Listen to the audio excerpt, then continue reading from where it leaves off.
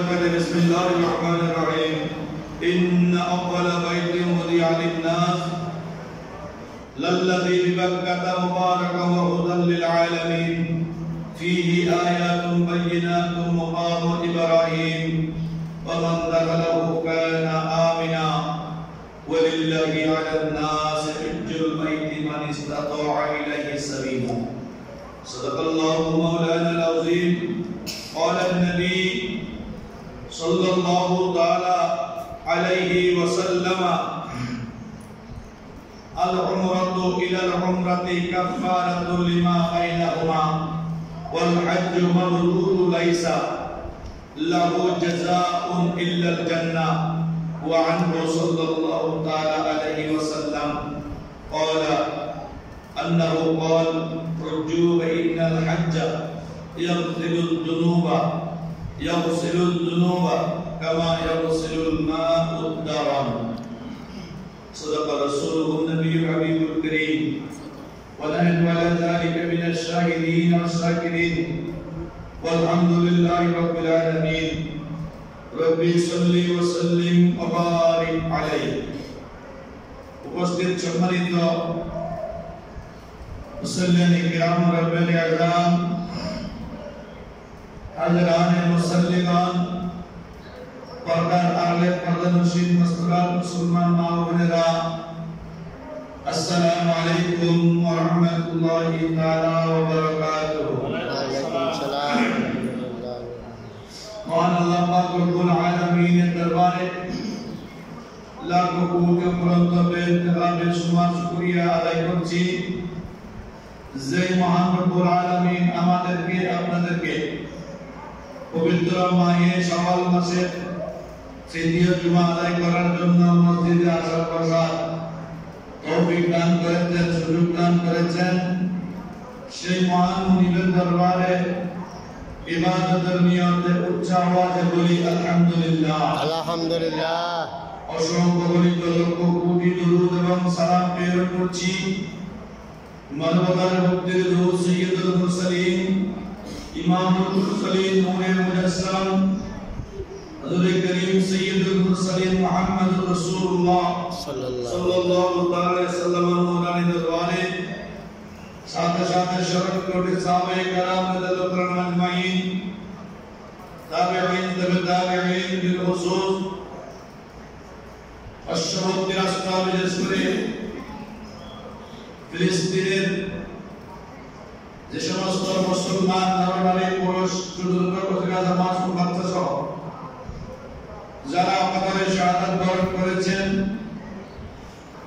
তাদের মাগফিরাত কামনা করছি আল্লাহ যেন তাদেরকে শহীদের দরজা বুলন্দ করে সকলে বলি আমিন আমিন এবং হেফাজত এবং দীর্ঘায়ু কামনা করছি যে সমস্ত মুজাহিদিন ইসলাম যারা ফিলিস্তিনের মধ্যে এখন জীবিত রয়েছে যে সমস্ত যোদ্ধারা ইসলামকে ফিলিস্তিনের জমিনে কায়েম রাখার জন্য নিবেদিত প্রাণ রয়েছে আল্লাহ যেন তাদেরকে সহি সালামত দান করে সকলে বলি আমিন আমিন সময় উপযোগী যুগ উপযোগী অনেকগুলো কথা মানুষ আমরা যারা আমাদের বলতে হয় আমার সময় উপযোগী যুগ উপযোগী কথা বলতে অনেক সময় সেটা গায়ের মধ্যে লেগে যায় একজন আলেম একজন মসজিদের ইমাম একজন খতিব সাহেব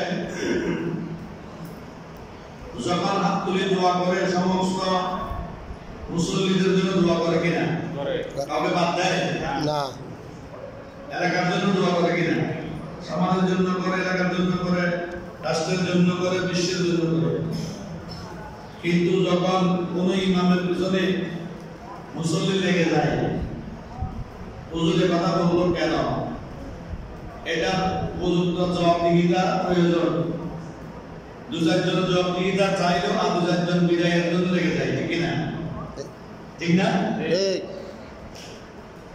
আমাদের মসজিদ যান আসে কেন হুজুর 35 বছর জমা করাইছেন এক জায়গায় সামান্য ঘটনা থেকে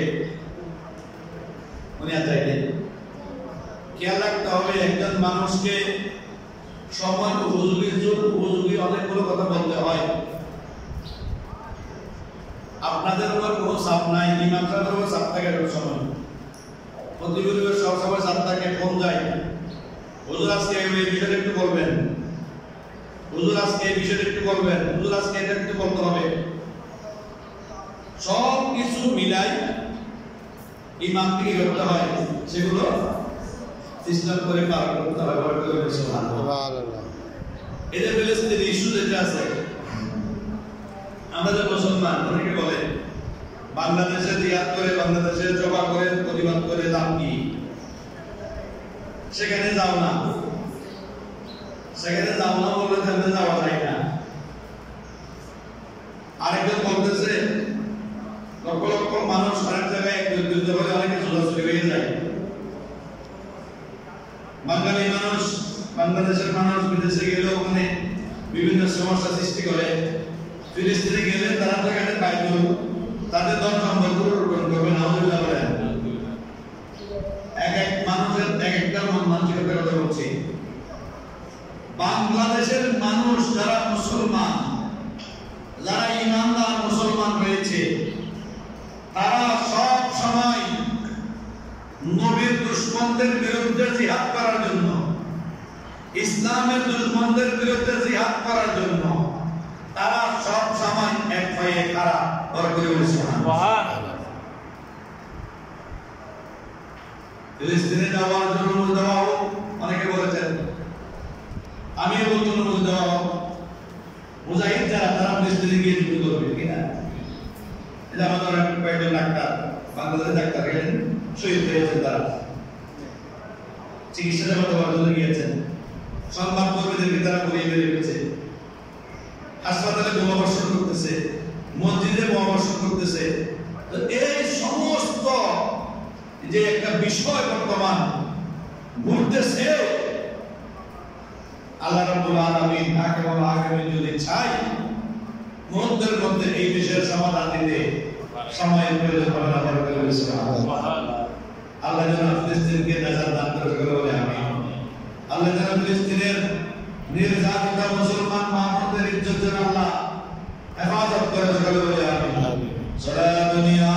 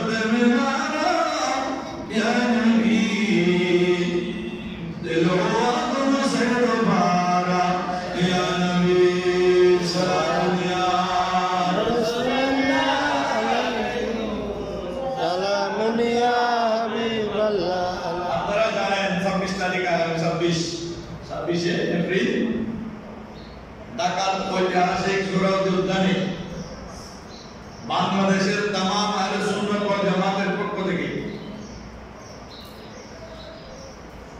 মেস গ্যাদারিং ফর প্যালেস্টাইন যে প্রোগ্রাম দেওয়া হয়েছে, সেই প্রোগ্রামে অংশগ্রহণ করা মুসলমান হিসেবে আমাদের প্রত্যেকের নৈতিক দায়িত্ব।